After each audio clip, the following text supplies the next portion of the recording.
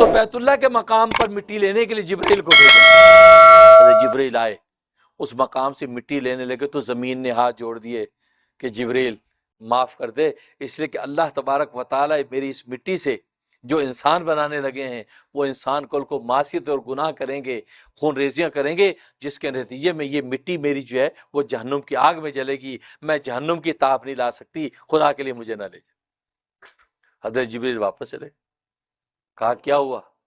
کہا کہ رب ذوالجلال وہ زمین کا ٹکڑا تو وہ ہائے وویلا کر رہا تھا، معافیاں تلافیاں مانگ رہا تھا، تو لہٰذا میں تو اس کو نہیں لایا، چھوڑا ہے۔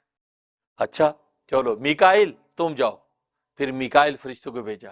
جب میکائیل فرشتہ آئے تو پھر زمین نے ہاتھ جوڑ دیے کہ میرے ذریعے سے اللہ تبارک و تعالیٰ، کیونکہ سب نوشتہ تقدیر کی چیزیں ہیں، یہ تکوینی حکمتیں ہیں کہ اللہ تبارک و تعالیٰ نے کس طریقے سے شعور کے اندر چیزیں ڈال دی تھی، لہٰذا مٹی بول رہی تھی۔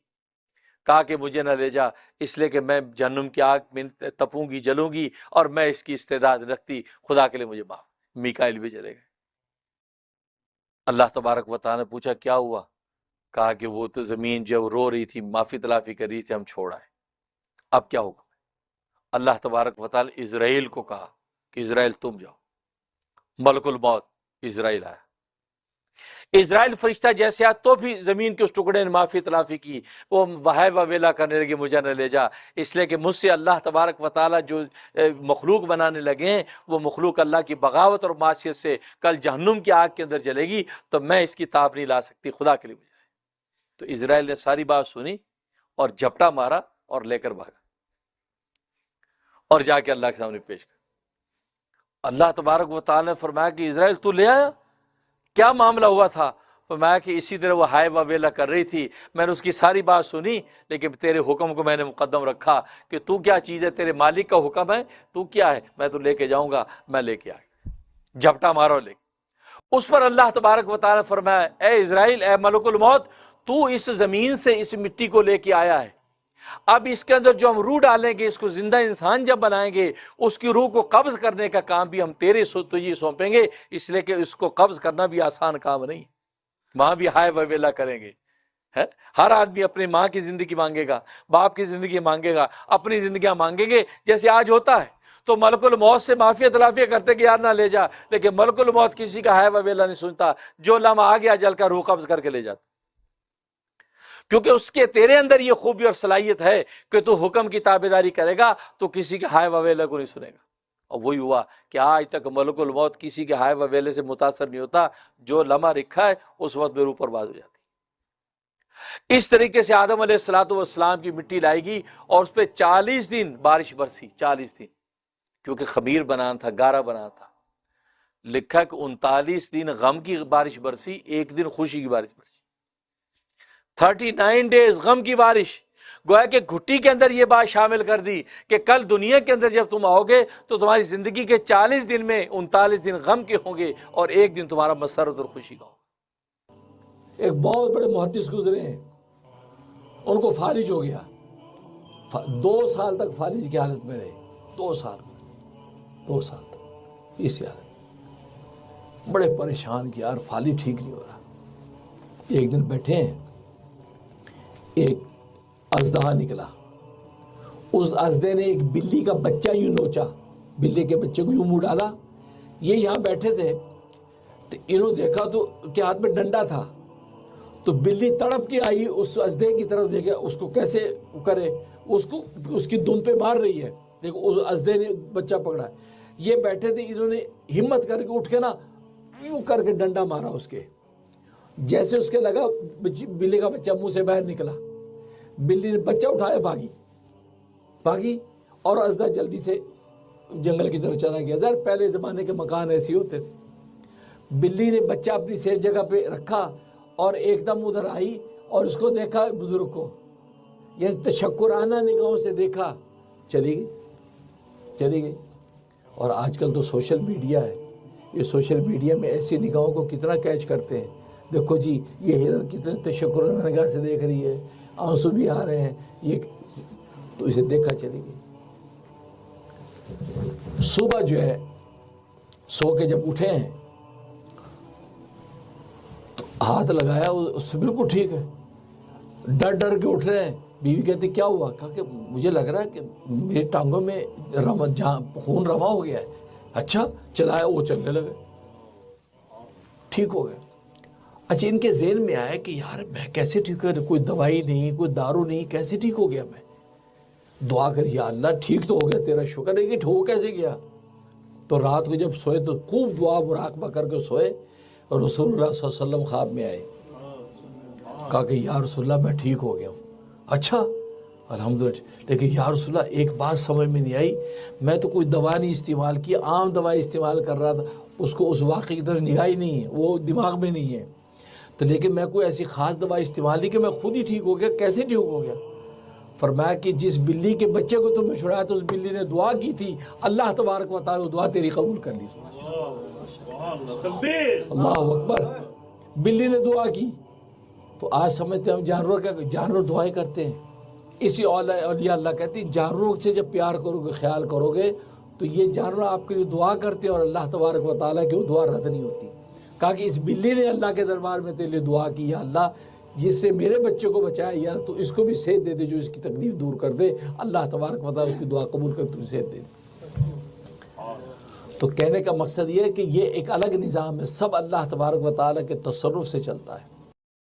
वीडियो के नीचे सब्सक्राइब के बटन पर क्लिक करें, बेल के आइकॉन पर क्लिक कीजिए ताकि हर नई वीडियो की नोटिफिकेशन आपको मिल जाए। अल्लाह अकबर। हज़रत यूनुस अलैहिस्सलाम जब कश्ती में बैठे हैं, अब कश्ती तुग़यानी आ गई, कश्ती डगमगाने लगी। तो मल्लाह ने कहा कि लगता है कि कश्ती के ऊपर कोई भगौड़ा गुलाम आ गया है, अपने आका को छोड़ के कोई गुलाम आ गया इसके ऊपर, तभी ये कैफियत हालत पैदा हो गई है।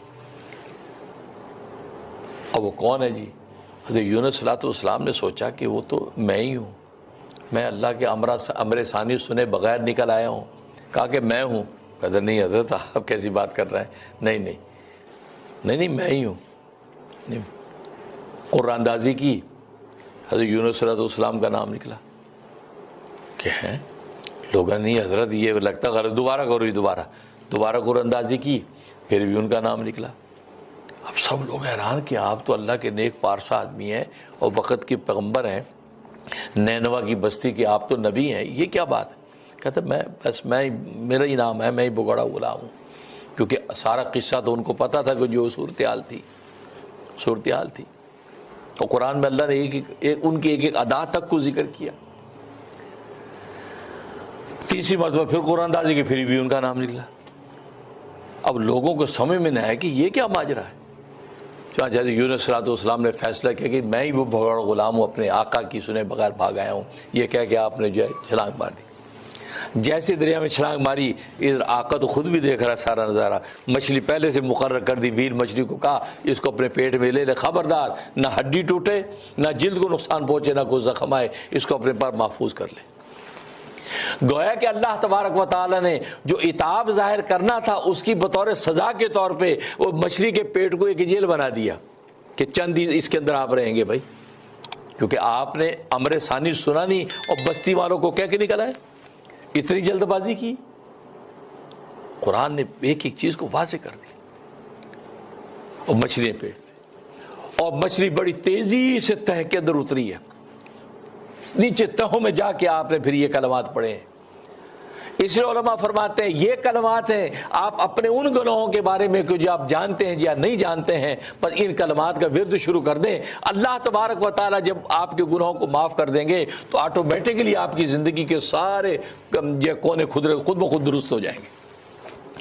लिहाजा ये यूनुस की ये जो आयत, ये हज़रत यूनुस की ये जो दुआ है, ला इलाहा इल्ला अंता सुब्हानक इन्नी कुन्तु मिनज़ ज़ालिमीन, अहले दिल फरमाते हैं कि हर नमाज के बाद 126 मरतबा 126 टाइम जब दुआ आप करने लगें, आप 126 दफ़ा पढ़ के उसके बाद आप दुआ करें, आपकी दुआ अल्लाह तबारक व तआला रद्द नहीं करेंगे। खुद नबी ने फरमाया कि ये आयत करीमा पढ़ के जो दुआ करता है अल्लाह तबारक व तआला उसको रद्द नहीं फरमाते, उसकी दुआ कबूल हो जाती है। जो मांगा जाता है इसके साथ अल्लाह तबारक व तआला अता कर देते हैं।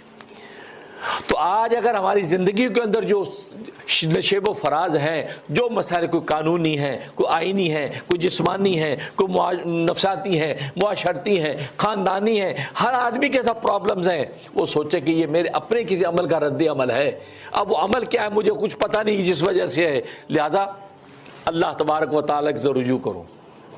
جیسے خود سرکار دو عالم صلی اللہ علیہ وسلم نے عملاً ہمیں یہ تعلیم دے دی کہ طوفان، آندھی، زلزلے کی صورتحال دیکھتے ہیں تو جلدی سے مسجد کی طرف نماز کے لیے دوڑتے ہیں۔ کیا مطلب ہے کہ یہ آندھی، یہ طوفان، یہ دریا، یہ طغیانیاں، یہ زلزلے، یہ سب اللہ کے قبضہ قدرت میں ہے، میں اللہ کو جا کے مناؤں، اللہ میرا مان گیا تو یہ سب کا سب چھٹ جائے گا۔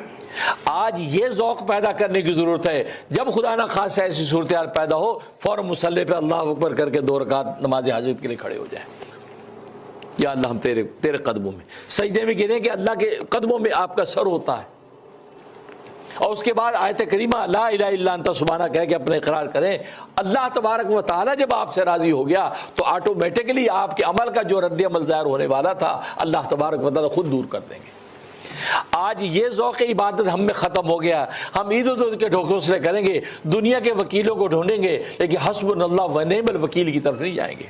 اس وکیل کو آواز دو، اس وکیل سے پوچھو عجیب بائیلا کیا ہوتا ہے، عجیب وکیل صاحب کیس ہمارا ڈالو۔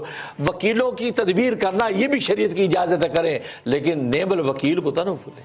آج نعم الوکیل کی طرف دیکھتا کوئی نہیں، دوسرے سارے وکیلوں کو فیسیں دے کے وہ بغیر فیس کے بیٹھا ہے۔ حسبنا اللہ و نعم الوکیل، سب سے بہترین میں وکیل ہوں، میری طرف تو آؤ، میں دنیا کے وکیلوں کو تدبیریں سمجھاؤں گا، میں ان کو گائیڈ کروں گا، میں ان کو فتح کے راستے پہ لگاؤں گا، تم میری طرف تو آؤ۔ آج ہم اللہ کو پکارے بغیر دنیا کے ساری تدبیریں کرتے ہیں۔ نہیں، یہ مومن کی شان نہیں ہے۔ مومن کی شان یہ ہے کہ وہ ذوق اس کا یہ ہو کہ سب سے پہلے اللہ کے سامنے سجدہ ریز ہو، سب سے پہلے اس سے مانگے، اس کے بعد پھر تدبیر کرے، پھر اللہ تبارک و تعالیٰ تدبیر میں برکت ڈال کے کامیابی عطا فرماتے۔ تو لہذا آیت کریمہ تو سب سے پہلے اپنے آپ کو مجرم قرار دے کہ دنیا میں جو فساد ہے میری وجہ سے ہے، بس۔ کوشچن یہ ہے، ایک کوشچن ہے کہ حضرت صاحب نے میری بیٹی کے سلسلے میں مجھے بہت سارے وظیفے دیے جو کہ میں نے تسلیم بھی کیا اور مینوان اس پر عمل بھی کیا، اور لیکن اتفاق کی بات ہے ابھی بالکل جس طرح حضرت صاحب نے ابھی بتایا کہ صبر کرنا چاہیے اور اللہ تعالیٰ کے حکم کا انتظار کرنا چاہیے، اور میں بھی انتظار میں ہوں، لیکن میں حضرت صاحب سے ایک مشورہ یہ لوں گی کہ میں آیت کریمہ کا ختم کروانا چاہتی ہوں، کہ حضرت صاحب مجھے اس بات کی اجازت دیں گے، اور یہ میں پوچھنا چاہوں گی کہ کیا 1.25 لاکھ ہی دفعہ اس اثر ہوتا ہے کسی دعا کا، یا حضرت صاحب کوئی تعداد بتائیں گے، یا میں 1.25 لاکھ کروا لوں تاکہ وہ جتنا زیادہ پڑھا جائے گا آیت کریمہ تو اس کا زیادہ اثر ہوگا؟ تو جو بھی حضرت صاحب مجھے مشورہ دیں گے انشاءاللہ ان کی مرید جو ہے وہ اس پر عمل کرے گی۔ بہت شکریہ، تھینک یو جی۔ ماشاءاللہ ماشاءاللہ، آپ کے حسن ظن کو قبول فرمائے، اور واقعی مجھے امام غزالی اور یہ شیخ عبد القادر جیلانی رحمۃ اللہ علیہ کے نقش قدم پہ چلنے کی توفیق عطا فرمائے، اور انہی اکابر کے ساتھ کل روز آخرت میں ہمارا حشر ہو، اور دنیا میں اللہ مجھ سے خوب کام لے لیں۔ اللہ نے آپ کو جو ہے وہ دیا، ایک محبت اور عقیدت دی ہے، اس میں اللہ مزید اضافہ کرے، اور مجھے بھی اس قابل بنایا کہ واقعی میں آپ حضرات کے لیے علم و معرفت کا مینار بن جاؤں۔ اور باقی آپ نے جو سوال کیا ہے اس کے بالکل آپ بھی آیت کریمہ کا ختم کروا سکتی ہیں، اس میں مختلف تعدادیں اپنی اپنی بساط کے مطابق، آپ 10,000 مرتبہ بھی کر سکتی ہیں، 25,000 بھی کر سکتی ہیں۔